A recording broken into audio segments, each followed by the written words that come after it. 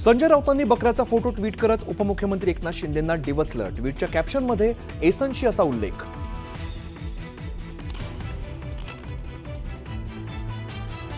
रायगड दौऱ्यावरून केंद्रीय गृहमंत्री अमित शहा मुंबईत शहांची मुख्यमंत्री उपमुख्यमंत्र्यांसोबत रात्री बैठकीतून पालकमंत्री पदाचा तिढा सुटणार का याकडे लक्ष।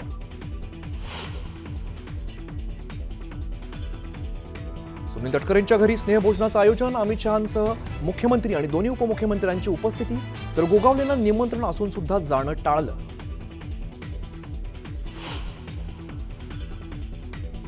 स्वतःला आलमगीर म्हणणाऱ्यांची कबर याच मातीत, औरंगजेबाच्या कबरीवरून अमित शहांचं मोठं विधान, तर शिवरायांच्या आदर्शावरच मोदी सरकारचं काम सुरू असल्याचा दावा।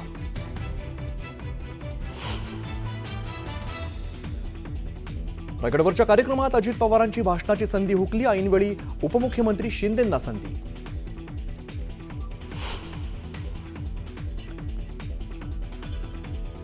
आमदार धनंजय मुंडे यांचा परळीतील कार्यालयात जनता दरबारातून मुंडेंचा स्थानिकांशी संवाद, प्रकृतीच्या कारणास्तव सक्रिय नसलेले मुंडे पुन्हा सक्रिय।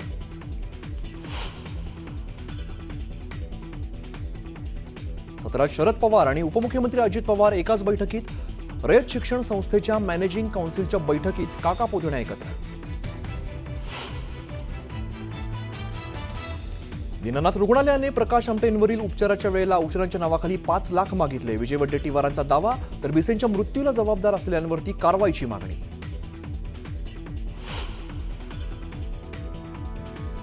वक्फ विरोधात पश्चिम बंगालमध्ये हिंसक आंदोलन, जमावाकडून पोलिसांवरती दगडफेक, गाड्यांची जाळपोळ, सध्या परिस्थिती नियंत्रणात।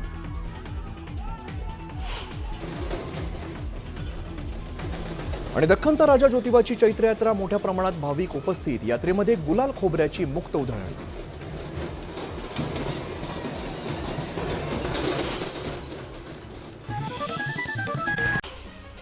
जळगाव जिल्ह्यातील रावेर तालुक्यात वादळी वारा, विजांच्या कडकडाट आणि गारपिटीसह पाऊस बरसलेला आहे। अचानक असलेल्या या पावसामुळे नागरिकांची तारांबळ उडाली, तर केळी, मका, हरभरा आणि काढणीला आलेल्या गव्हाचं या पावसामुळे नुकसान झालं। नाशिकच्या येवला शहरासह ग्रामीण भागात अवकाळी पावसाने हजेरी लावली, वादळी वाऱ्यासह झालेल्या पावसामुळे काढणीला आलेला गहू आणि कांद्याला फटका बसला आहे। पालघरच्या बहाडोलीमध्ये पाण्याची पाईपलाईन फुटली आहे, पाईपलाईन फुटल्यामुळे मोठ्या प्रमाणात पाणी वाया गेले, तातडीने पाईपलाईन दुरुस्ती करण्याची मागणी नागरिक करत आहेत। बुलढाण्याच्या भोसामध्ये दूषित पाण्याचा पुरवठा केला जात असल्याची बाब समोर आली, त्यामुळे नागरिकांच्या आरोग्याला धोका निर्माण झाला आहे। दरम्यान तातडीने स्वच्छ पाण्याचा पुरवठा करण्याची मागणी नागरिक करत आहेत। सोलापूर ग्रामीण पोलिसांकडून जनता दरबार घेण्यात आला, यावेळेला नागरिकांच्या विविध तक्रारींचं निवारण करण्यात आलं। आगामी काळात सुद्धा जनता दरबार राबवण्यात येणार आहे। सोलापूरमध्ये चोरीला गेलेला मुद्देमाल पोलिसांनी मूळ मालकांना परत केला, यावेळेला तब्बल 1,65,00,000 मुद्देमाल हा परत करण्यात आलाय। दरम्यान नागरिकांनी पोलिसांचे आभार मानले। कणकवलीवरून कुंभवडे शंकर महादेव विद्यालयाकडे जाणारी बस दर शनिवारी वेळेत सोडली जात नाही, त्यामुळे विद्यार्थ्यांचे मोठे हाल होत आहेत। त्यामुळे विद्यार्थ्यांनी थेट कणकवली बस स्थानकात जात बस रोखून धरत या प्रशासनाला जाब विचारलाय। त्र्यंबकेश्वरमधील अंजनेरी पर्वतावरती मधमाशांनी भाविकांवरती हल्ला केला, मधमाशांच्या हल्ल्यामुळे भाविकांची एकच धावपळ उडाली। अनेकांनी रुमाल आणि शाल पांघरून घेत मधमाशांच्या हल्ल्यापासून सुटका करून घेतली। नंदुरबारमध्ये सोसाट्याच्या वाऱ्यामुळे केळीबागेचं मोठं नुकसान झालंय, केळीबागेचं नुकसान झाल्यामुळे शेतकरी चिंतेत सापडलाय। दरम्यान पंचनामा करण्यासाठी अधिकारी येत नसल्याचा आरोप या शेतकऱ्यांनी केलाय। वाशिम जिल्ह्याच्या मानोरा तालुक्यातील 28 गावांना पाणी पुरवठा करणाऱ्या उमरी खुर्द जवळील जलवाहिनीमधून मोठ्या प्रमाणात पाण्याची गळती होती। मागील काही दिवसांपासून रोज हजारो लिटर पाणी वाया जाते, त्यामुळे उमरी, पाळोदीसह 5 गावांच्या पाणी पुरवठ्यावरती परिणाम झालाय। जळगाव शहर पोलीस ठाण्यातील एका पोलीस हवालदाराला 20,000 रुपयांची लाच घेताना लाचलुचपत प्रतिबंधात्मक विभागाच्या पथकाने रंगेहात पकडलेला आहे। या लाच प्रकरणामध्ये आणखीन एक हवालदार सहभागी असल्याची माहिती मिळत असून त्याला सुद्धा पोलीस ताब्यात घेणार आहेत। रत्नागिरी जिल्ह्यातील मंडणगड नगरपंचायतीत कचरा उघड्यावरती टाकला जात असल्यामुळे भिंगोली गावातील नागरिकांप्रमाणेच मुख्य जनावरांचं आरोग्य धोक्यात आलेलं आहे। नागरिकांनी वारंवार नगरपंचायतीला कळवून सुद्धा दुर्लक्ष केल्याचा आरोप या नागरिकांनी केला आहे। पुसद शहरात नगरपालिकेच्या दुर्लक्षितपणामुळे पथदिवे दिवसरात्र सुरू राहत असल्याची गंभीर बाब समोर आली। त्यामुळे विजेचा मोठ्या प्रमाणात अपव्यय होतोय आणि नागरिकांच्या करामधून गोळा केलेल्या पैशाचा दुरुपयोग होत असल्याचा रोष नागरिकांनी व्यक्त केला आहे। हिंगोली जिल्ह्यात मागील 10 ते 12 दिवसांपासून उन्हाची तीव्रता वाढली, याचा फटका कलिंगड शेतीला बसताना दिसतोय. उन्हाच्या तीव्रतेमुळे शेतातील कलिंगडाच्या फळांना डाग पडले असल्यामुळे शेतकऱ्यांचं आर्थिक नुकसान होत आहे. भुसावळमधील साकेगाव शिवारामध्ये शेतकऱ्यांच्या शेतातील 1000 केळीच्या खोडांवरती अज्ञाताने तणनाशक मारून पीक नष्ट केलंय. त्यामुळे शेतकऱ्यांवरती आर्थिक संकट कोसळलंय. दरम्यान नुकसान भरपाई देण्याची मागणी शेतकऱ्यांना केली. वाशिम जिल्ह्यातील हळद काढणीला आता वेग आलेला असून वाशिमच्या कृषी उत्पन्न बाजार समितीत तब्बल 15,000 क्विंटल हळदीची विक्रमी आवक झाली आहे. मोठ्या प्रमाणात आवक होऊन सुद्धा हळदीच्या दरामध्ये 700 ते 1500 रुपये प्रति क्विंटल एवढी दरवाढ झाली. त्यामुळे शेतकऱ्यांमध्ये समाधानाचं वातावरण आहे. पुसद शहरातील विविध ठिकाणी नाल्यातील कचरा काढून रस्त्यावरती टाकल्यामुळे मोठ्या प्रमाणात कचरा साचलेला आहे. या कचऱ्यामुळे दुर्गंधी पसरली असून शहरातील नागरिकांचं आरोग्य आता धोक्यात आलंय.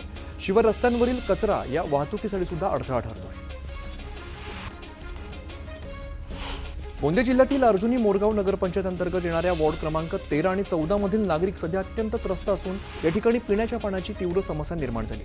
लवकरात लवकर पिण्याच्या पाण्याचा प्रश्न सोडवला गेला नाही तर आंदोलन करण्याचा इशारा या नागरिकांनी दिला. जळगावच्या भुसावळमध्ये विजेच्या मागणीसाठी शेतकऱ्यांनी आंदोलन केलंय. दीपनगर विद्युत केंद्रातून 24 तास वीज देण्याची मागणी शेतकऱ्यांनी केली. मागणी मान्य न केल्यास जलसमाधी घेण्याचा इशाराही देण्यात आला. शक्तीपीठ महामार्गाच्या विरोधात 12 जिल्ह्यातून दाखल करण्यात आलेल्या शेतकऱ्यांच्या हरकतींवरती सुनावणी झाली नसल्याचा आरोप शेतकरी कामगार पक्षाच्या वतीने करण्यात आला आहे. सुनावणी घेण्यासाठी मागणीसाठी मिरज प्रांत कार्यालयासमोर निदर्शनं करत निवेदन देण्यात आलं आहे. पिकांना हमीभाव द्या, दिव्यांगांना मानधन द्या यासह अन्य मागण्यांसाठी परभणीत प्रहार जनशक्ती संघटना आक्रमक झाली आहे. परभणी जिल्ह्यातील आमदार आणि मंत्र्यांच्या घरासमोर प्रहारकडून मशाल आंदोलन करण्यात आले. अहिल्यानगरच्या कर्जतमध्ये शेतकऱ्यांच्या कर्जमाफीच्या मागणीसाठी प्रहार जनशक्ती पक्षाच्या वतीने सरकार जागो आंदोलन करण्यात आले. प्रहारच्या कार्यकर्त्यांकडून सरकारविरोधात जोरदार घोषणाबाजी करण्यात आली. चैत्र पौर्णिमेच्या मुहूर्तावरती दरवर्षी एप्रिल महिन्यात ज्योतिबा देवाची चैत्र यात्रा मोठ्या उत्साहात भरते. आज यात्रेचा मुख्य दिवस असून महाराष्ट्रासोबतच कर्नाटक, आंध्र प्रदेश आणि इतर राज्यातून लाखो भाविक यात्रेमध्ये सहभागी झाले. ज्योतिबाच्या नावाने चांग भलं असा जयघोष करत भाविकांनी गुलाल आणि खोबऱ्याची मुक्त उधळण केली. जेजुरी गडावरती चैत्र पौर्णिमेनिमित्ताने श्री खंडोबा मंदिर गाभाऱ्यात भोपाळी झाल्यानंतर दवणा पूजा करण्यात आली. भक्तांनी शिखर काठ्या भेटीसाठी गडावरती मोठ्या प्रमाणात गर्दी केली. जळगावच्या लोहारात खंडोबा महाराजांच्या यात्रेचं आयोजन करण्यात आलं. दरम्यान 12 गाड्या ओढण्याच्या उत्साहात भक्तांनी मोठी गर्दी केली. गोंदियामध्ये महात्मा फुले जयंती निमित्ताने विविध कार्यक्रमांचं आयोजन करण्यात आलं. दरम्यान दुचाकी रॅली काढण्यात आली. मोठ्या संख्येने नागरिकांनी यात सहभाग घेतला. श्री क्षेत्र गहिनीनाथ गडाच्या फिरत्या नारळी सप्ताहाला सुरुवात झाली आहे. शिरूरच्या घाटशील पारगाव इकडे भव्य सोहळा सुरू झालेला आहे. यावेळेला हेलिकॉप्टरने पुष्पवृष्टी करण्यात आली. खानदेश कुलस्वामिनी आदिशक्ती एकविरा देवीच्या रथोत्सवाला मोठ्या जल्लोषात सुरुवात झाली. यावेळेला खासदार शोभा बच्छाव, आमदार अनुप अग्रवाल यांच्या हस्ते रथाची विधिवत पूजा करण्यात आली. दापोलीच्या केळशी गावामध्ये केळशी महालक्ष्मीची यात्रा उत्साहात संपन्न झाली. यात्रेमध्ये भक्तांनी मोठ्या संख्येने सहभाग घेतला. पारंपरिक पद्धतीने या यात्रेमध्ये रथ मानकऱ्यांनी ओढलाय.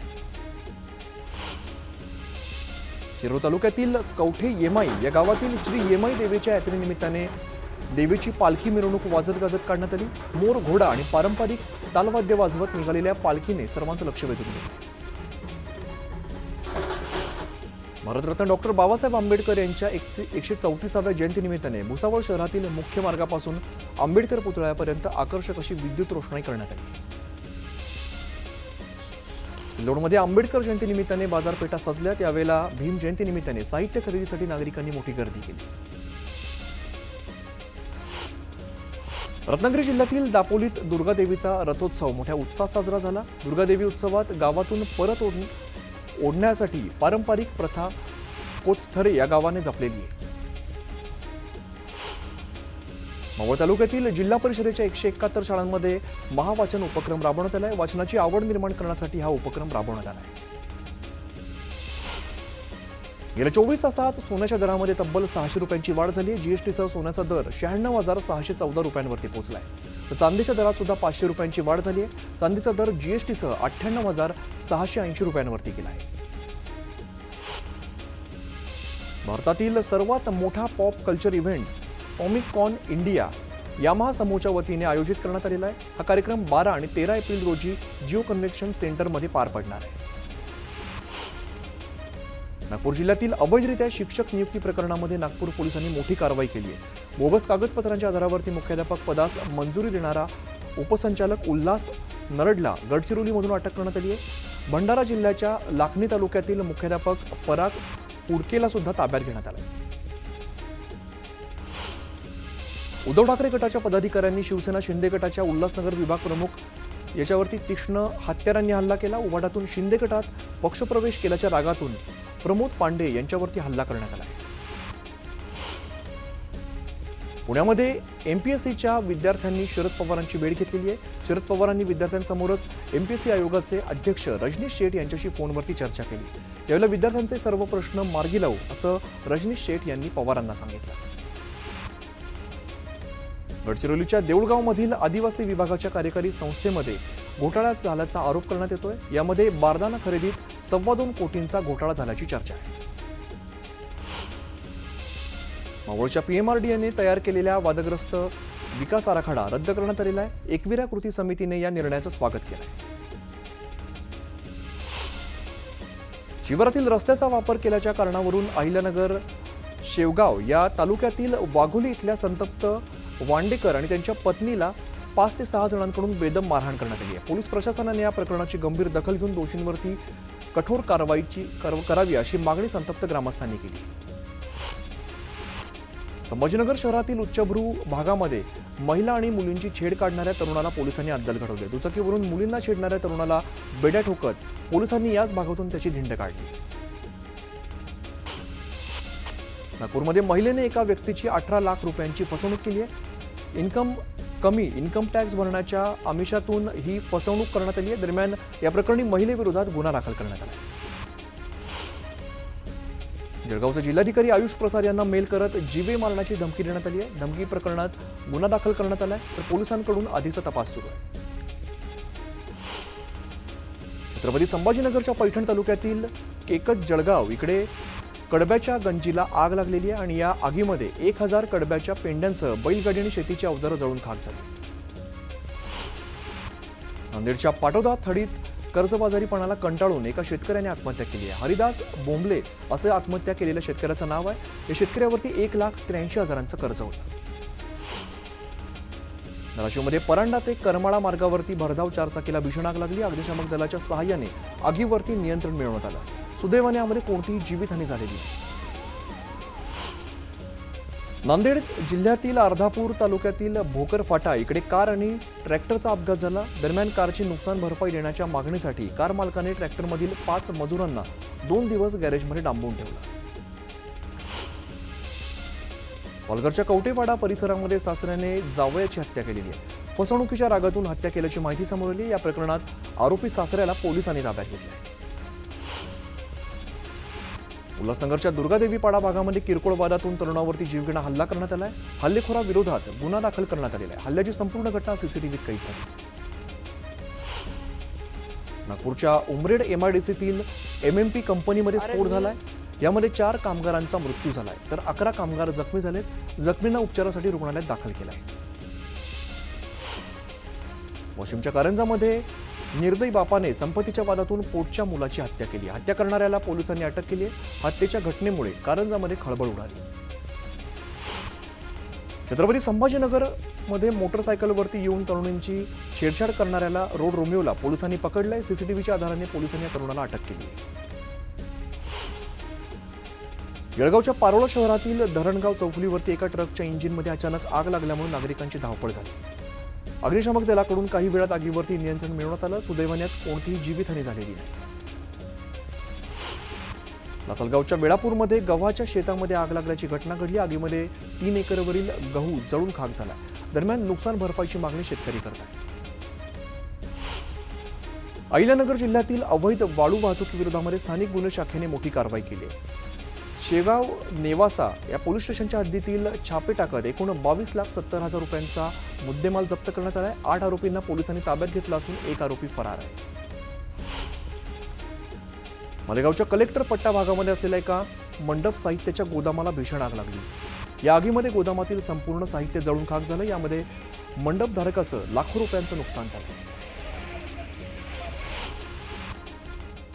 आणि एक मोठी बातमी समोर येते। सुरक्षा दलाच्या सतर्कतेमुळे माओवाद्यांचा मोठा कट उधळलेला आहे। सुरक्षा दलाला लक्ष्य करण्यासाठी आयईडी स्फोटकं ठेवलेली होती आणि बॉम्बशोधक पथकाने त्याच ठिकाणी स्फोट करून स्फोटकं ही निकामी केलेली आहे। तर बॉम्बशोधक पथकाने ही मोठी कारवाई केलेली। या ठिकाणी जे स्फोट करून जी स्फोटकं आहेत ती निकामी केलेली आहे। सुरक्षा दलाच्या सतर्कतेमुळे माओवाद्यांचा मोठा कट उधळलेला आहे। सुरक्षा दलाला लक्ष्य करण्यासाठी आयईडी स्फोटकही पेरून ठेवलेली होती आणि बॉम्बशोधक पथकाने या ठिकाणी स्फोट करत ही सगळी जी स्फोटकं आहेत ती निकामी केलेली आहे। आपण दृश्यांमध्ये बघतो आयईडी स्फोटकं या ठिकाणी पेरण्यात आलेली होती। माओवाद्यांचा मोठा कट होता। सुरक्षा दलाला लक्ष्य करण्यासाठी हा कट रचलेला होता। दरम्यान सुरक्षा दलाच्या सतर्कतेमुळे माओवाद्यांचा मोठा कट आता उधळलेला आहे आणि सुरक्षा दलाला लक्ष्य करण्यासाठी आयईडी स्फोटकं जी ठेवली होती ती बॉम्बशोधक पथकाने या ठिकाणी स्फोट करत ही स्फोटकं निकामी केली आहेत। आता बघूया उर्वरित वेगवान बातम्या। जळगावच्या चोपडामध्ये हनुमान जयंती निमित्ताने विविध कार्यक्रमांचं आयोजन करण्यात आलं। दरम्यान भाविकांनी मोठ्या संख्येने हजेरी लावली। सोलापूरच्या कलिपरगी गावामध्ये हनुमान जयंती निमित्ताने विविध कार्यक्रमांचं आयोजन करण्यात आलं। दरम्यान भाविकांनी मोठ्या संख्येने हजेरी लावली। हनुमान जयंती निमित्ताने खटकाळीतील हनुमान मंदिरात भाविकांनी दर्शनासाठी गर्दी केली। हिंगोलीसह परिसरातील गावांमधून भाविकांनी हजेरी लावली। साताऱ्याच्या कराडमधील पोतले गावात स्वयंभू मारुती मंदिरात हनुमान जयंती मोठ्या उत्साहात साजरी करण्यात आली। हनुमानाच्या दर्शनासाठी भाविकांची मांदियाळी पाहायला मिळाली। भाविकांनी मनोभावे हनुमानाची पूजा केली। गोंदियाच्या गौतमनगरमध्ये झोपलेल्या हनुमानाच्या मंदिरात विधिवत कार्यक्रमांचं आयोजन करण्यात आलं। यावेळेला दर्शनासाठी भाविकांनी मोठ्या संख्येने गर्दी केली। सांगलीच्या रामलिंग बेटावरती हनुमान जयंती उत्साहात साजरी करण्यात आली। यावेळेला भाविकांनी टाळ मृदुंगाच्या गजरामध्ये हनुमानाचा जयघोष केला।